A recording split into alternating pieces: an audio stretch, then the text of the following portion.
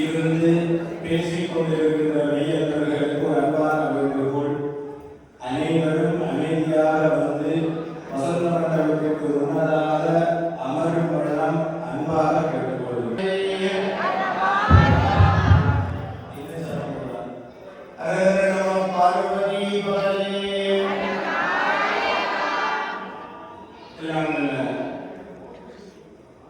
நவசக்தி விநாயக பெருமானுடைய பராமர வருஷத்திற்குரிய மகோத்சவமானது ஆரம்பமாகி இன்றைய தினம் 7வது நாளாக மகோத்சவத்தில் மாலை பூஜைகள் விநாயகர் வழிபாடு ஆரம்பமாகி இப்பொழுது நடைபெற்றுக் கொண்டிருக்கிறது. அந்த வகையிலே இந்த மகோத்சவத்தினை பிரதம சிவாச்சாரியாராக இருந்து நடாத்தி வைத்துக் கொண்டிருக்கின்ற ஸ்ரீ செந்தில்நாத மனுச்சந்திர குருக்களையா அவர்களுடைய பாதம் பணிந்து மற்றும் ஏனைய சிவாச்சாரியர்கள், ஆலய நிர்வாக சபையினர்கள், உதயமாளர்கள், அன்பர்கள், தொண்டர்கள் அனைவருக்கும் பெருமான் நவசக்தி விநாயக பெருமானுடைய பரிபூரண திருவருள் கிடைக்க பிரார்த்திப்போமாக. தொடர்ந்து இங்கே 6 தினங்களாக அன்பர்களுக்கு விநாயக பெருமானுடைய பெருமைகளை பற்றியெல்லாம் இங்கே கலந்துரையாடி கொண்டிருக்கிறோம், பேசிக் கொண்டிருக்கிறவர்களே கலந்துரையாடி கொண்டிருக்கிறோம். நான் நினைக்கிறேன் அந்த வகையிலே அன்பர்கள் ஆலயத்திற்கு நாங்கள் வருகின்ற பொழுது சாதாரணமாக விநாயகர் பெருமானை மட்டும் பார்ப்பது மட்டுமல்லாது மகோத்சவ காலங்களிலே சென்றால் பல்வேறு மீட்பனர் அப்படி ஒரு எண்ண சிந்தனையும் இந்த மேலே நாடுகளில் இருக்கிறது. இது தவறு என்று சொல்ல வரவில்லை. ஏனென்றால் உங்களுக்கும் வேலை பழுக்கள் காரணமாக இப்படியான திருவிழா நிகழ்வுகளிலே வருகின்ற பொழுதுதான் நன்றாக தெரிந்தவர்களை கூட பல இடங்களுக்கு பார்க்கின்ற பொழுது நீங்களா அப்படிங்கிறது அவ்வளவு தூரம் பேசலாம் மாறி அப்படியாக இந்த ஆலய விழாக்கள் எங்களுடைய ஒற்றுமையையும் மேம்படுத்துவதற்காக இது ஒரு வழிமுறையாக அந்த காலத்தில் ஏற்பாடு செய்யப்பட்டிருக்கிறது. அந்த வகையிலே நீங்கள் ஆலயத்திலே வருகை தருகின்ற பொழுது ஒவ்வொரு இடங்களிலும் பூஜைகள் நடைபெறுகின்றது. அன்பர்கள் எல்லாம் ஒவ்வொரு இடமாக இருந்து விநாயக பெருமானை பிரார்த்தித்து தரிசனம் செய்கிறீர்களோ இல்லையோ 4 பேரா ஒவ்வொரு இடத்திலிருந்து பேசிக் கொண்டிருக்கிறீர்கள். இங்கே ஆலயத்திற்கு நாங்கள் வருகை தருகின்ற பொழுது நீங்கள் பார்த்திருக்க கூடும் ஆலயங்களில் மகோத்சவ காலங்களிலோ இல்லை கும்பாபிஷேகங்களிலோ நீங்கள் சென்றிருந்தால் தெரியும், அங்கே யாகசாலைகள் அமைத்திருப்பார்கள். அந்த யாகசாலைகளை பார்த்தீர்களேயானால் 4 பக்கமும் 4 வாயில்கள் என்று சொல்வார்கள், 4 வாசல்கள் அமைத்திருப்பார்கள். ஆலயத்திலே எம்பெருமானுக்கு பிரதானமாக அமைந்திருக்கக்கூடிய பெருமானுக்கு கிழக்கு பக்கத்திலே ஒரு வாசல் இருக்கும், மற்ற 3 பக்கமும் அழைத்திருக்கும். நீங்கள் பார்க்க முடியாது. விநாயகர் பெருமானை அந்த கிழக்கு வாசலால் இருந்துதான் தரிசனம் செய்ய முடியும். இருந்தாலும் ஊர்ல பார்த்தீங்கன்னா ஆலயங்களிலே 4 பக்கமும் 4 வாசல்கள் அமைக்கப்பட்டு ராஜ கோபுரங்கள் கட்டியிருப்பார்கள். இந்த 4 வாசல்கள் இந்த மேலத்தைய நாடுகளிலே அமைக்க முடியாது. ஒன்று இடவசதி போதாது, இன்னொன்று கள்ளமை குளிர், குளிர் எதுவாக இருந்தாலும் இந்த 4 வாசல்களிலே நீங்கள் எல்லாம் கேட்கலாம், ஒரு ரூமுக்கு போறதுனா ஒரு வாசல் இருந்தால் போதுங்க. அதே போல ஆலயங்களில் மட்டும் எதற்காக 4 பக்கமும் 4 வாசல்கள்? நீங்கள் பார்த்தீர்களேயானால் வடக்கு, கிழக்கு, தெற்கு, மேற்கு, நோர்த், ஈஸ்ட், சவுத், வெஸ்ட் நான்கு பக்கமும் வாசல். அதே போல இங்கே மகோத்சவ காலங்களில் அமைக்கப்பட்டிருக்கின்ற ஜாகசாலையிலும் மேற்கு பக்கமாக ஒரு வாசல் இருந்தாலும் அங்கே சிவாச்சாரியர் மூலமாக 4 வாசல்களுக்கு இருப்பதாக மனதில் நினைந்து பூஜைகள் நடைபெறுகிறது. இப்பொழுது நீங்கள் இந்த ஆலயத்திற்கு வருகை தந்திருக்கின்றீர்கள். ஒரு வாசல் இங்கே கிழக்கு பக்கம் இருந்தாலும் ஆலயத்திலே நாங்கள் ஆகம விதிப்படி ஒவ்வொரு 4 பக்கமும் வாயில்கள் வாசல்கள் இருப்பதாகத்தான் ஐதீகம். அப்பொழுது ஆலயத்திற்கு வருகை வந்து நீங்கள் ஒவ்வொரு இடங்களிலே இருந்து தரிசனம் செய்கின்றீர்கள். இந்த சிவாச்சாரியர்கள் இந்த 4 வாசல்களுக்கு ஒரு பூஜையை செய்வார்கள். கிழக்கு பக்கத்தில் பார்த்தீர்களேயானால் சாந்தி தோரணம் என்ற ஒரு தோரணம் என்பது வாசல். சாந்தி தோரணம் என்று சொல்லி அந்த வாசலுக்கு பூஜை செய்வார்கள். தெற்கு பக்கம் பார்த்தீர்களேயானால் அதற்கு ஊதி தோரணம் என்று பூஜை செய்வார்கள். அதே போல மேற்கு பக்கம் பார்த்தீர்களேயானால் பல தோரணம் என்ற மந்திரத்தை சொல்லி பூஜை செய்வார்கள். வடக்கு பக்கம் பார்த்தீர்களேயானால் ஆரோக்கிய தோரணம் என்று சொல்லி பூஜைகளை செய்வார்கள். இதெல்லாம் கேட்கலாம், ஐயா இதெல்லாம் சொல்லுகிறீர்கள், சமஸ்கிருதத்தில் சொல்லுகிறீர்கள், தமிழ்ல புரியுகிறது. இந்த வார்த்தைகளுக்கு தமிழே எல்லாருக்கும் அர்த்தம் தெரிந்திருக்கிறது. சாந்தி தோரணம், சாந்தி என்றால் என்ன? அமைதியை தரக்கூடிய வாசல் கிழக்கு வாசல். தெற்கு வாசல் எப்படி சொல்லுகிறார்கள்? ஊதி தோரணம். ஊதி என்றால் செல்வம். தொடர்ந்து மேற்கு வாசலிலே பல தோரணம், பலம். வடக்கு வாசலிலே ஆரோக்கிய தோரணம் என்று சொல்லுவார்கள், ஆரோக்கியம். இப்பொழுது நீங்கள் பார்த்தீர்களேயானால் கிழக்கு பக்கமாக பெருமானை இருந்து நீங்கள் வழிபட்டால் என்ன கிடைக்கும்? சாந்தி கிடைக்கும். தெற்கு பக்கமாக இருந்து இறைவனை விநாயகர் பெருமானை வழிபட்டால் என்ன கிடைக்கும்? செல்வம், காசு, பணம், சொத்து, மணி இதெல்லாம் வழிபட்டா எங்கே இருந்து போகணும்? தெற்கு பக்கம். எல்லாரும் வெளியே நான் இங்கே பேசிக்கொண்டு ஆரம்பம் போகணும். தொடர்ந்து மேற்கு பக்கம் இருந்து வழிபடுகின்ற பொழுது நாங்கள் பலத்தை அடையலாம்.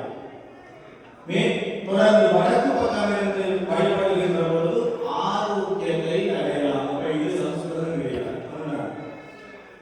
இப்படியாக நீங்கள் பார்த்தீர்களேயானால் கிழக்கு பக்கத்திலே சாந்தியை அமைதியாக இருந்தோமேயானால் செல்வத்தை அழகாக சம்பாதிக்க முடியும். செல்வத்தை அளவோடு சம்பாதித்தால் பலத்தோடு இருக்கலாம். பலத்தோடு இருந்தால் ஆரோக்கியமாக வாழலாம். அதையே நீங்கள் மற்ற பக்கமாக பார்த்தீர்களேயானால் ஆரோக்கியமாக இருந்தால் பலத்தோடு வாழலாம். பலமாக இருந்தால் செல்வத்தை நல்லபடியாக சம்பாதிக்கலாம். செல்வத்தை நல்லபடியாக சம்பாதித்தால் அமைதியும் சாந்தியாகவும் வாழலாம். இப்ப என்ன புரிகிறது? ஆலயத்திற்கு வந்து 4 புறங்களும் இருந்து விநாயகர் பெருமானை வழிபட்டால், நான் சொன்ன 4 பேராக இருந்து ஒரு வீட்டுக்கெல்லாம் பேசினா சாந்தி அடைய முடியாது, ஆரோக்கியம் அடைய முடியாது. 4 வாசல்களிலும் இருந்து பெருமானை மனதிலே நினைந்து பிரார்த்தனை செய்பவர்களுக்கு இவை அனைத்தும் கிடைக்கும் என்று நான் கூறவில்லை, ஆகமங்கள் கூறுகிறது. தொடர்ந்து நீங்கள் பார்த்திருப்பீர்கள், ஐயா அவர்கள் இங்கே யாகசாலையிலே கீழே ஒரு பெரிய விநாயகருக்கு ஒரு கும்பம், அதை சுற்றி 9 கும்பங்கள், அதற்கு முன்னதாக ஒரு பெரிய அக்னி குண்டம், ஓம குண்டம் என்று சொல்லுவார்கள். அந்த கும்பத்தை வைத்து கும்பத்திலிருந்து ஓம குண்டத்திலே ஒரு நூலை போடுவார்கள். எல்லாரும் பார்த்திருப்பீங்க, தெரியும்.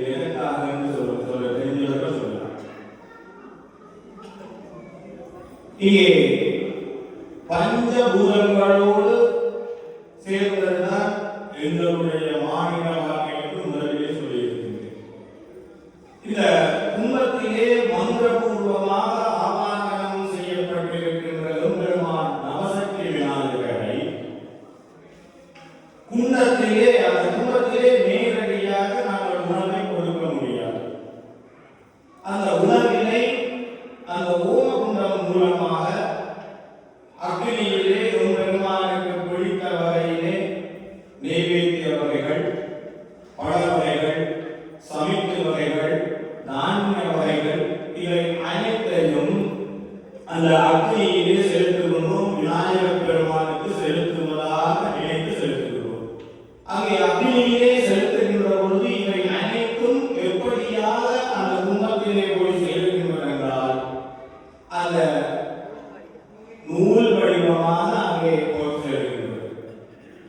இந்த நூலை நாங்கள் தமிழிலே பார்ப்போமானால் தாயினுடைய தொப்புள் கொடியிலிருந்து எப்படி குழந்தைக்கு உணவு செல்கின்றதோ அதே போல அர்த்தத்தை கொண்டது இந்த ஓமகுண்டம்.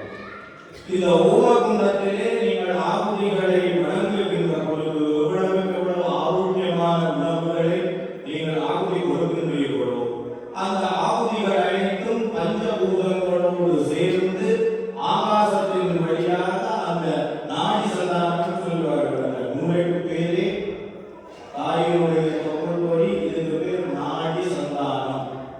சந்தானம் என்பது நூல். அப்படியாக அந்த நூலின் வடிவமான அந்த கும்பத்திலே நீங்கள் கொடுக்கின்ற அந்த ஆகுதிகள் அனைத்தும் செல்லுகின்றது. 10 மாதங்கள் குழந்தையை சுமக்கின்ற தாய் எப்படி அந்த குழந்தைக்கு ஆரோக்கியமான உணவை நேரடியாக 10 மாதங்களும் வயிற்றில் சென்று கொடுக்க முடியாது. தாய் எவ்வளவு நல்ல சாப்பாடுகளை, நல்ல உணவுகளை, ஆரோக்கியமான உணவுகளை சாப்பிடுகிறாரோ அந்த உணவு தான் வயிற்றில் வளருகின்ற 10 மாதங்கள் வளருகின்ற சிசுவானது ஆரோக்கியமாக பிறக்கின்றது. அதே போலதான் 10 தினங்களும் இங்கே காலை மாலை எம்பெருமானுக்கு கொடுக்கின்ற ஆகுதிகள் அனைத்தும் பஞ்சபூதங்கள் மூலமாக அந்த கும்பத்திலே போய் சேர்கின்றது. அந்த கும்பத்திலே சேர்ந்த அந்த நீரினை எடுத்து வந்து கொடி, அதாவது தீர்த்தோற்சவத்திலிருந்து பெருமான் விநாயக பெருமானுக்கு அபிஷேகம் செய்கின்றோம். அதிலும் நீங்கள் முக்கியமாக ஒன்றை தெரிந்து கொள்ள வேண்டும். எல்லா கோகுண்டங்களிலும் நாங்கள் அக்னியை வளர்க்கின்ற பொழுது அந்த அக்னிக்கு வேறு வேறு பெயர்கள் இருக்கின்றன. சாதாரணமாக பெருமானுக்கு நீங்கள் 10 கும்பம் வைத்து அபிஷேகம் செய்தால் அந்த அக்னிக்கு பேர் வாலாக்னி என்று சொல்லுவார்கள். ஆனால் மகோத்சவ காலங்களிலே யாகசாலையில் வளர்க்கப்படுகின்ற அக்னிக்கு ஜுவனாக்னி என்று சொல்லுவார்கள். அதே போல கும்பாபிஷேகத்திலே பெருமானுக்காக யாகசாலையில் வளர்க்கப்படுகின்ற அக்னிக்கு சிவாக்னி என்று சொல்லுவார்கள். எல்லாமே நீங்கள் பார்க்கின்ற பொழுது குறுக்கள் இருக்கிற கோமகுண்டம் இருக்கின்றது, நெய் இருக்கு, திரவியங்கள் எல்லாம் இருக்கு. எல்லாத்தையும் போட்டு ஐயா நெருப்பு மூட்டி குளிர் காய்கிறார் என்று நினைக்கிறார். இதற்கு உள்ளேயும் பலவிதமான அர்த்தங்கள் இருக்கின்றது. இப்படியான செயல்களை, எங்களுடைய வாழ்க்கை வழிமுறைகளை நாங்கள் நல்லபடியாக செய்ய வேண்டும் என்பதை எடுத்து காட்டுவது எங்களுடைய சைவ சமயம். அதனாலேதான் நாங்கள் எல்லோரும் சைவர்கள் என்று முதலிலே பெருமைப்பட வேண்டும். ஏனெனில் நாங்கள் யாரையும் எங்களுடைய சமயத்திற்கு வர சொல்லி அழைப்பதே கிடையாது. விரும்பியவர்கள் வரலாம். அதை விட முக்கியமாக நாங்கள் எந்த மதத்திலும் அந்த தெய்வத்தை தரிசனம் செய்யக்கூடாது என்று இந்து மதம் சொல்வதில்லை. இது பெருமைக்குரிய விஷயம். இந்து மதத்திற்கு வருபவர்களை, சைவ சமயத்தில் இருப்பவர்களை யாரும் வர வேண்டாம் என்றும் சொல்வதில்லை. இந்து மதத்தில் இருப்பவர்கள் எந்த ஒரு மதத்திற்கு சென்று அந்த தெய்வத்தை தரிசனம் செய்தாலும் மறுபடியும் ஆலயத்திற்கு வரக்கூடாது என்று எந்த சைவ தர்மம்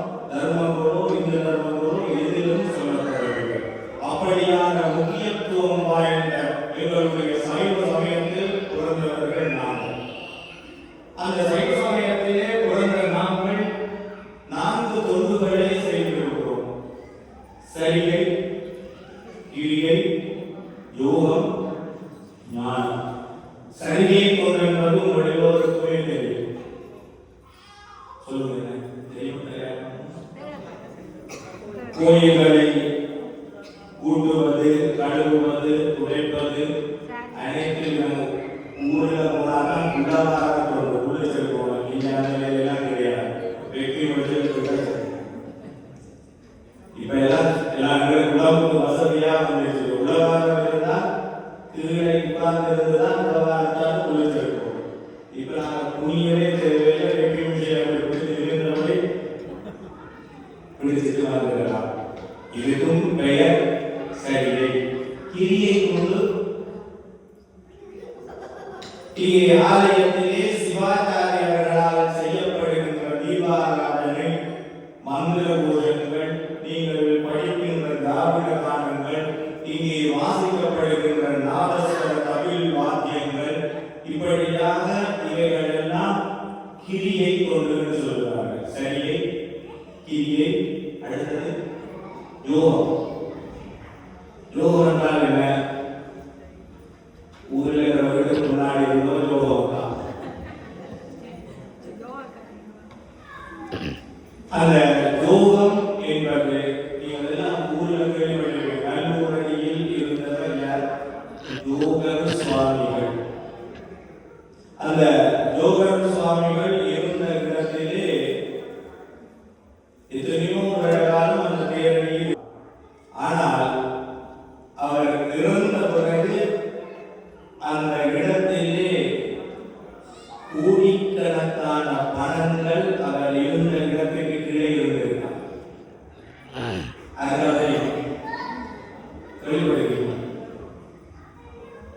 இப்படியாக இருக்கக்கூடிய யோகங்களை படைத்தவர்கள். ஆனால் யோக சுவாமி அப்படி இல்லை. அவர் அவ்வளவு நாளாக அந்த பணத்தை என்ன செய்திருக்கிறார்? பாதுகாத்து வைத்திருக்கிறார். அடுத்தது பார்த்தீர்களேயான ஞானம்.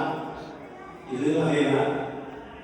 ஞானம் ஞானமாக்கா இப்படியெல்லாம் சொல்லுவீர்கள். இந்த ஞானமானது எப்படி வருகின்றது? ஞான மாற்றத்தை அடைந்தவர்கள் இந்த நாயகர்கள். அன்றைய தினம் கூட பார்த்திருந்தோம். இந்த திருஞான சம்பந்தமூர்த்தி நாயகருக்கு ஞானம் வந்தது 3 வயது. அந்த 3 வயதிலே அந்த ஞானப்பாலை அவர் அறிந்து இருக்கின்றார் சிவபெருமானிடத்திலிருந்து. அந்த அருந்திய ஞானப்பாலிலே அவருடைய 3 வயது குழந்தை ஒரு பாத்திரத்தில் பாலை குடித்தால் ஒரு டொட்டாவது வாயால கீழே விழும். அவர் குடித்தது ஞானப்பால். கீழே விழுந்த அந்த ஞானப்பாலின் ஒரு டொட்டான் பூமியில் வந்து விழுந்ததா. அதனாலே தான் மாநிலங்களுக்கு ஒரு கொஞ்ச ஞானம் என்று சொல்லுவார். அப்படியானால் அந்த பாத்திரம் கூடாவும் பாலை எடுத்து குடித்த ஞான சம்பந்தருக்கு எவ்வளவு ஞானம் இருந்தது. அப்ப தந்தையார் வந்து உனக்கு யார் பாலை கொடுத்தது என்று சொல்லுகின்ற பொழுது பெருமான் பெருமானை பார்த்து ஞான சம்பந்தர் சாதாரணமாக சொல்லியிருக்கலாம். ஒரு புள்ளித்தோல் போட்டுக்கொண்டு ஒரு சாம்பல் எல்லாம் மேல பூசிக்கொண்டு நல்ல விபூதி பண்ணி அடிச்சுக்கொண்டு ஒரு வந்து பால் கொடுத்தாங்கன்னு நாங்கள் அப்படிதான் சொல்லியிருக்கோம். ஒரு பிச்சைக்காரர் போல வந்தாங்க. ஆனால் ஞானப்பாலை குறித்த திருஞான சம்பந்தமூர்த்தி நாயனார் என்ன சொன்னார்? தோளுடைய செவியன் விளையோர் தூவன் மதிசூடி.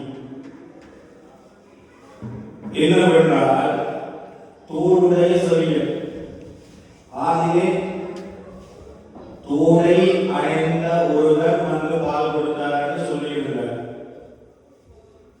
அப்படி பார்க்கின்ற பொழுது இதற்காக அவர் தோளை காதிலே உரியவர் என்று முதலிலே சொன்னார்கள் என்று பார்த்தால், அந்த காலத்திலே இருந்து இப்ப வரைக்கும் நீங்கள் பார்த்தீர்களேயானால் உடம்புல அந்த பிளட் எடுத்து பார்க்கிறது, காது பக்கத்தில் எடுத்து பார்த்தாலும் உடம்புல எங்கே எந்த வியாதி இருந்தாலும் கண்டுபிடிப்பாங்க. எனக்கு யார் டாக்டர் இருந்தால் சொல்லணும். நானும் கேள்விப்பட்டிருக்கேன். அந்த காதினுடைய காதிலே துவாரம் இருந்தால் ஒரு துளையை இடுவதன் மூலமாக எங்களுடைய மூளை இருப்பதை விட அதிகமாக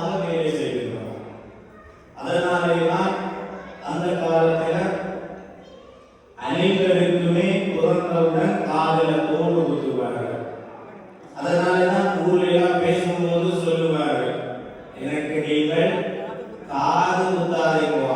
என்ன அர்த்தம்? எனக்கு நல்லா கூட வேலை செய்யணுன்றதுதான் அதனுடைய அர்த்தம். காது கேட்கறவே குத்திக்கிறன்றது அர்த்தம் இல்லை. அடுக்கன் அணிவதனுடைய காது குத்திக்கிறன்னா மூளை நல்லா எனக்கு வேலை செய்யும். நீங்கள் என்னதான் எனக்கு பின்னாடி இருந்து வேலை செய்தாலும் எனக்கு விடவில கண்ணி இருக்கு என்று சொல்வதனுடைய அர்த்தம் தான் அது.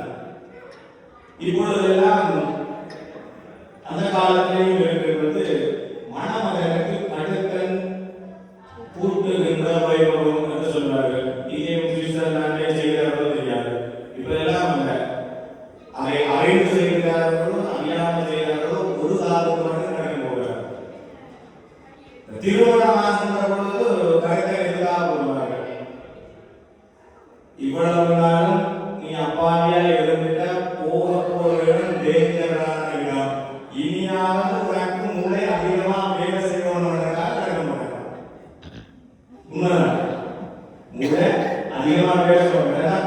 சாதாரணமா வளர்ந்தவரை அப்பாவியா இருந்து போக போற இடம் பிரச்சனைக்குரிய இடம். இதை எடுத்து காட்டுகின்ற வழியாக முதலிலே மாப்பிள்ளைக்கு கடைகளை போட்டு அனுப்பினார்கள். இப்படியாக நீங்கள் பார்த்தீர்களானால் அந்த ஞானப்பாலை அருவியவுடன் திருஞான சம்பந்தருக்கு ஞானம் கிடைக்கிறது. மணிவாசகருக்கு 83 ஆண்டுகளுக்கு சொல்லி 83 வயதிலே ஞானம் கிடைக்கிறது. இந்த சரியையும் தீயையும் நாங்கள் சாதாரணமாக ஆலயத்திலே செய்து கொள்கிறோம்.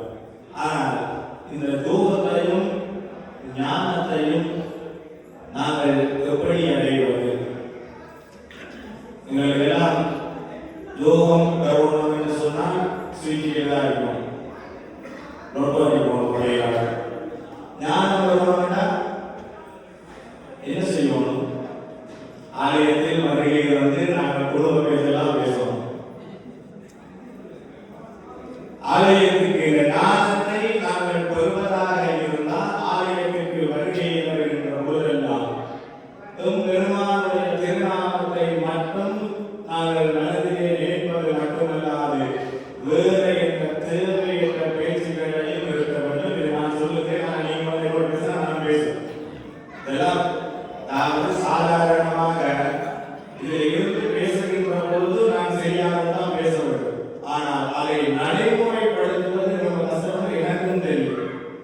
ஆனால் நாங்கள் எவ்வளவுக்கு எவ்வளவு அதை தேவையற்ற பேச்சுக்களை ஆலயத்தில் இருந்து தவிர்த்து கொள்கிறோமோ அவ்வளவுக்கு அவ்வளவு இந்த ஆலயத்திலே அந்த மந்திர கோஷங்கள், அந்த பூஜைகளுடைய தாற்பயங்கள், திருமுறை பாராயணங்கள், மங்கள வாத்திய இசைகள் இவைகள் அனைத்தும் இந்த ஆலயத்தில் தெரிந்து இங்கு ஒரு வைப்ரேஷனை இருக்கிறோம். நாங்கள் தேவையை ஒருவர் நானும் இவர்களும் பேசிக்கொண்டு இருக்கின்ற பொழுது இடையிலே ஒருவர் கொஞ்சம் சத்தமாக பேசினார் என்றால் பேசிக்கொண்டிருப்பவர்களுக்கு டிஸ்டர்பன்ஸ் தான். அப்படி இருக்கின்ற பொழுது ஆலயத்திலே இறைவன் தேவர்களோடு ரிஷிகளோடு ஒன்றிணைந்து பெருமானுக்கு வருகின்ற அடியவர்களுக்கு அருள்பாலித்துக் கொண்டு இருக்கின்ற வேளையிலே அதற்கு இடையூறாக இருந்தால் பெருமான் என்ன செய்வார் என்று ஒரு எல்லாருக்குமே தெரியும். இதனாலே தான் ஆலயத்திற்கு வருகை வந்து நீங்கள் எல்லாம் போயிட்டு ஐயாவை பண்ணோம்னா ஐயா எனக்கு ஒரு ஜாதகத்தை பார்க்கணும், எனக்கு 7 அட்டமத்து சனி, ஜென்ம சனி, ராகு அங்கே இருக்கிறார், கேது இங்கே இருக்கிறார், எல்லாரும் இருக்க வேண்டிய இடத்தில் இருக்கிறார்கள். நாங்கள் இருக்க வேண்டிய இடத்தில் சரியாக இருக்க வேண்டும். அப்படி இருக்கின்ற பட்சத்திலே பெருமானிடத்தில் நாங்கள் வேண்டியதை வரங்களை கேட்டுக்கொள்ளலாம். இதைவிட முக்கியமாக சில பேர் ஆலயத்துக்கு வருகை இருந்தால் ஒரு விநாயகர் பெருமானை வச்சுக் கொள்வோம், ஒரு வேண்டுதல் விடுவார்கள். எப்படி நமசக்தி விநாயகா நீ எனக்கு இதை செய்தால் இதனுடைய அர்த்தம் என்ன? என்ன அர்த்தம்? நான் உனக்கு இதை செய்கிறேன், செய்துவை அதுவும் அதே அர்த்தம் தான். இருந்தாலும் அது கொஞ்சம் போட்டு ஆனா சில பேர் வந்து ஆலயத்தில் சண்டை போடுவாங்க. யாரோட விநாயகர் பெருமாள் என்னுடைய வந்து பொருள் இவருக்கு பிரச்சனை யாரை பாருங்க எனக்கும் விநாயகருக்கும் பிரச்சனை ஏதோ நண்பர்கள் அது அவர்களுடைய அந்த இறை வழிபாட்டில் இறை சிந்தனையுடைய நம்பிக்கையின் உச்சக்கட்டம் தான் அந்த இறைவனோடு சண்டை போடும். ஆகவே இவைகள் எல்லாம் தவறென்று சொல்ல வரவில்லை. இவை அனைத்தையும் நாங்கள் சரியான முறையில் மேற்கொள்ளுகின்ற பொழுது இங்கே நீங்கள் வருகை தந்தக்கூடிய அர்த்தத்தை நீங்கள் உணர்ந்து கொள்ளலாம் என்று கூறிக்கொண்டு தொடர்ந்தும் வருகின்ற நாட்களில் நேரம் இருக்கின்ற பொழுதெல்லாம் நாங்கள் ஆகமத்தை பற்றி பார்ப்போம். ஏனெனில் ஐயா அவர்கள் சொல்லியிருக்கிறார்கள் சிக்கல் உடல் சொல்லும் போது பட்டிமன்றத்துக்கு வெளியே நான் வெளியே வந்துட்டான் நீங்கள் அதெல்லாமே நிப்பாட்டிடுவோம். என்ன பேசிக்கொண்டிருந்தாலும் பரவாயில்ல, எனக்கு தாய்தான் முக்கியம் என்று சொல்லியிருக்கிறார். அவர் சொல்வதற்கு இணங்க இந்த ஆலயத்திலே 7வது நாள் மகோத்சவத்திலே கலந்து கொண்டு சிறப்பிக்க வருகை தந்திருக்கின்ற அனைத்து மையத்தவர்களுக்கும் மிக முக்கியமாக என்னுடைய எண்ணம் பெருமானுக்கு பணத்தால் அலங்காரம்.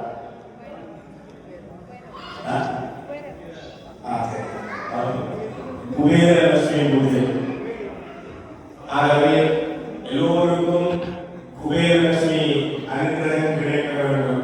ஊரில் எல்லாம் பணம் இல்லாதவர்கள் பணத்தை தேடுவதில்லை. சுவிஸ் பேங்கே ஊரில் சொல்வது நாங்கள் சுவிஸ் பேங்கில் பணம் போடுறோம். சுவிஸில் இருக்கிறவர்களுக்கு குபேரலட்சுமி அனுகிரகம் அவ்வளவு தூரம் தேவையில்லை. ஆகவே நீங்கள் சுவிட்சர்லாந்து நாட்டில் வாழ்கின்ற நண்பர்கள் அனைவருமே குபேரலட்சுமி யோகத்தை கொண்டவர்கள்.